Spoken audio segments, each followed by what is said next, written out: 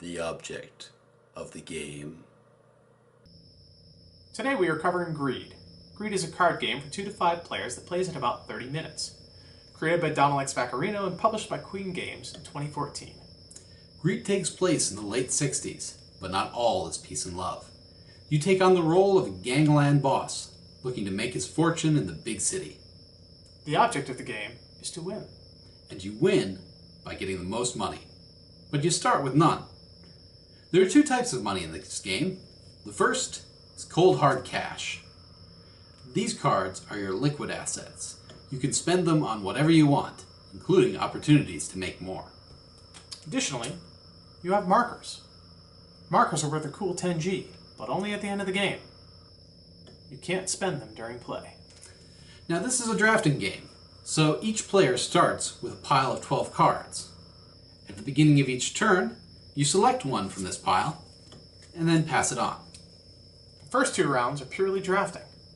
Once you have 3 cards, you begin playing them 1 per turn into your display, the area in front of you. Once the piles run out, you have 1 play left, and then the game is over. In order to play a card, you have to be able to pay for it. The price, if there is one, is listed below the image. Some cards are free.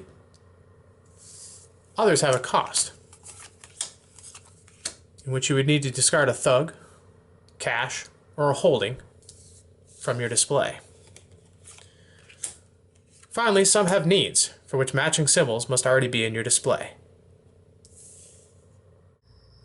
If you find yourself unwilling or unable to pay a cost or fulfill a need, then you're simply out of luck. The card is discarded, and you get nothing. There are 3 types of cards: actions, thugs, and holdings. Actions are by far the simplest. They grant a one-time effect. Most are immediate, but some trigger on your next turn. In either case, once the effect is completed, the card is discarded. Thugs are permanent, though you might use them for a cost or another player might off them. They have text describing any special abilities. Additionally, they have symbols in the upper left area of the card that satisfy needs for playing other cards. There are 3 different types of symbols, and each thug can have up to 3 symbols. Holdings are also permanent. They represent your business interests, whether legitimate or otherwise. And they work much like thugs. They can have text describing special abilities, and they also have an area in the upper left for symbols. These 3 symbols which can appear on holdings are distinct from those on thugs and have an added bonus. They get you markers. Markers, as you recall, are worth $10,000 apiece at the end of the game.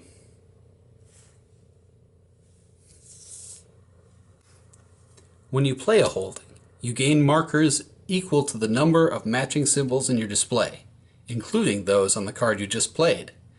For the first holding, you gain only those symbols on that card. Here we have 1 beer and 1 heart for a total of 2 markers. If you were to later play a second holding with a heart, you would have a pair for, again, 2 markers. The beer would gain you nothing at this time. If you were then to add a third to the set, for 3 hearts, you would gain 1 marker for the lone wrench, and 3 for your set of hearts, for a total of 4 and $40,000 at the end of the game. Now we'll show you an example round of play. We've already drafted our first 2 cards, and are starting in on round 3.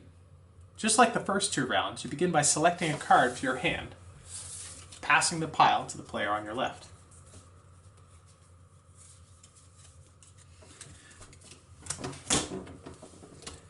Now the fun begins. Select a card for your hand and place it face down. Once everyone has chosen, cards are revealed and added to their owner's display in the order of the card number. That appears in the lower right, and lower numbers have priority. 34. 6. So, I go first, and Biscuits O'Malley, who has no instant ability, is added to my display. Sucker Convention. Gain $30,000. Each other player gains $10,000.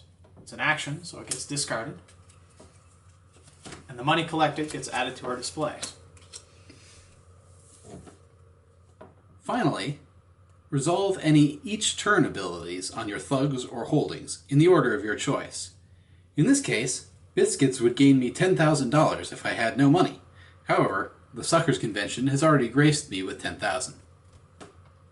This play continues for 9 more rounds when the piles will be depleted. When that round is done, total up money from markers on your holdings and add up your cash. Victory goes to the richest boss. Thanks for watching. If you have questions or comments, please email us at info@objectofthegame. For more videos, visit our website at Object of the Game. Note that's objectofthega.me. Thanks.